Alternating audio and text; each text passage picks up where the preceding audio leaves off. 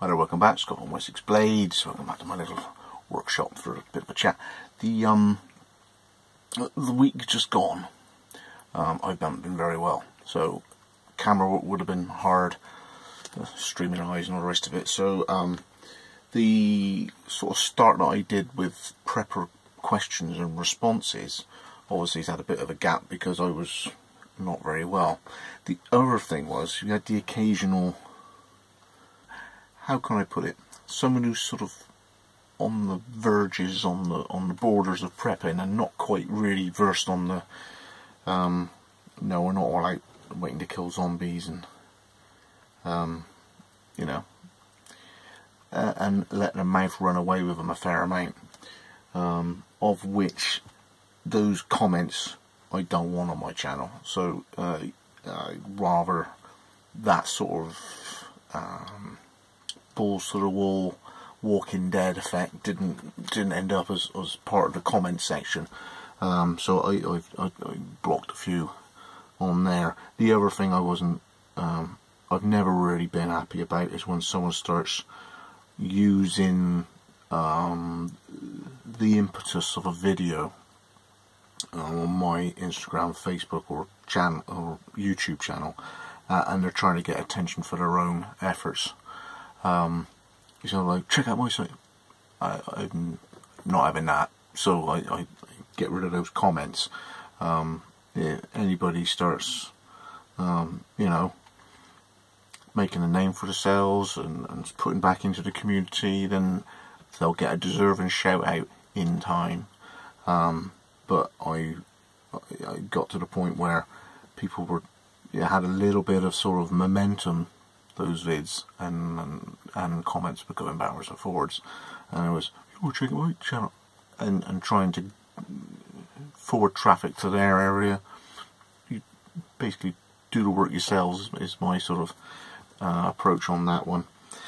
So it's a shame that that sort of thing happened, because I like to keep that sort of urban prepping, preparedness mindset thing going. I thought it was quite a good amount of feedback, had a fair amount of interest, and it's more on the lines of what I can do with my limited time and funds and everything. I got one thing here I'm going to be having a go at this. I can't remember where I got it from, but it's pushing its date, so I'm going to little ply to that in a minute because it's still at lunchtime. 6 months out, but it was packaged, and I know you got a fair amount of time on it, but I'll give my opinion on whether or not it's any good, or if obviously camera's reversed, so it's all a bit slightly different. But yeah, pressing on with projects in the garage in terms of me blades, but a bit of wait until stuff arrives thing as well. So I kept busy by doing a HerneLore that had a slight etch pit in it. So where the decal did my Spartan helmet, the acid had creeped along the insulation tape border I'd done, and just done a tiny little hole in the blade bevel, and rather than jack up the bevel and remove it, I've buffed it, left it as it is, and I'm going to let it go for a reduction. Sort of a bit like an X display, but I'm going to pass it on and let someone have a go with it. It's got a new version of a motif, HerneLore, so sort of an antler's head with ghostly spectral skull on it as well. So that's there, and a start of a new way of doing the ferro rod tubes on the side when I mount them. So what I've got to do as I transition into doing this new way of doing it is obviously new templates, new ways of cutting it, new sizes of tube, and the reason that I want to improve it slightly is to get the light sort of just a little bit more. It's just a cleaner line there, and it involves making everything oversized and then removing material on the grinder or Stanley knife, but you don't end up with that half section of that thicker area there it's all one smooth transition, and it's got a cleaner line. It looks nicer, and I just think it just looks more sleek.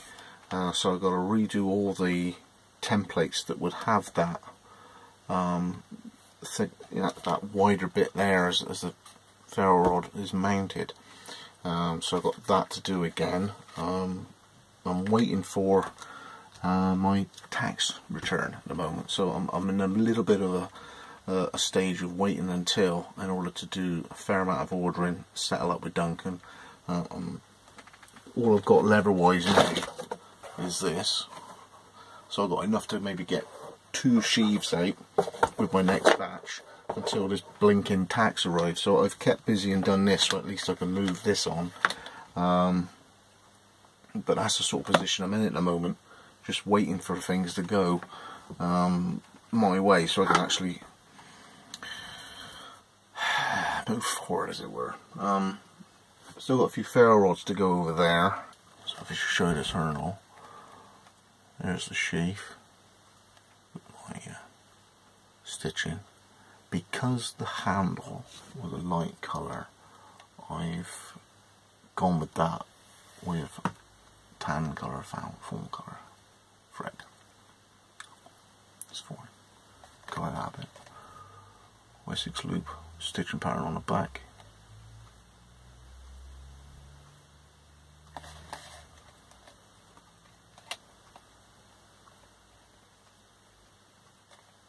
Tidy in it. And the imperfection is, well, I can see it. It's back there.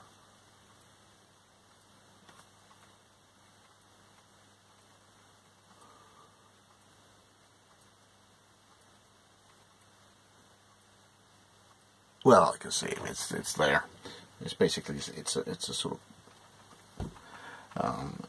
just slightly acided away little pit on the bevel.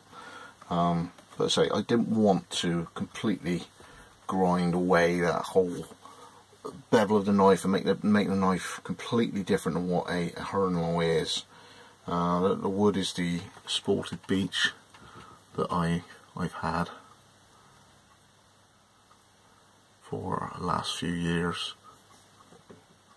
Got a few pieces left now, with black liners, and it was an evening spent hand finishing. It's just went for it really, up to like 12,000 on the micro mesh.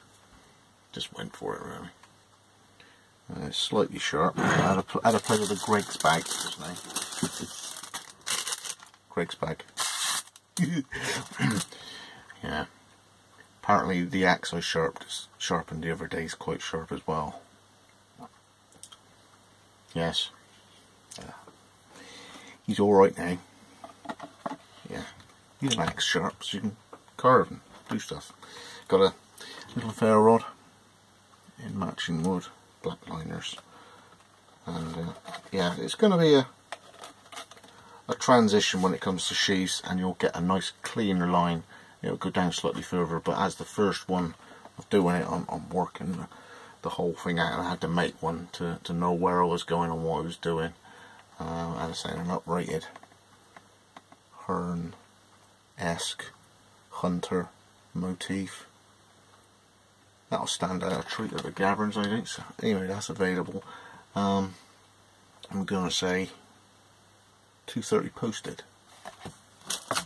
Each check's required. 4.7 mil. Double stitched. Motif. Stabilized wood. Ferro rod.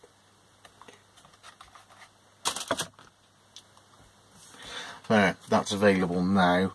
I'm having a tinker with this. Well, it's not a sneak peek. There are things happening with a couple of companies that have rung me up with things coming of new products. and I'm, until whenever they're ready to release, me just to show you things and everything else. But what I'm hoping to do is resort back to those quick prepper response videos. Yeah, I thought it was a good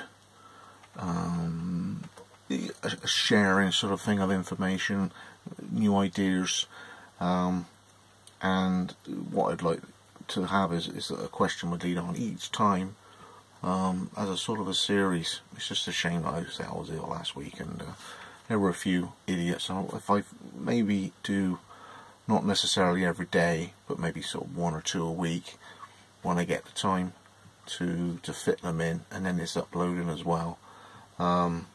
And then there's obviously the difference in uploading using a Windows movie, and if I got time to do something of a little bit more involvement and complication, and I could make the videos a little bit more engaging with special things happening on video, as it were.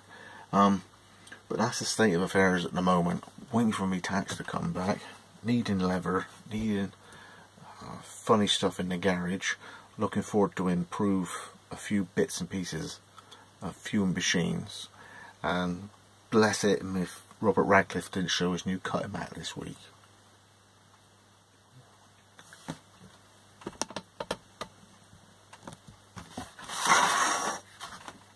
It's all mucky. Robert's got a new one.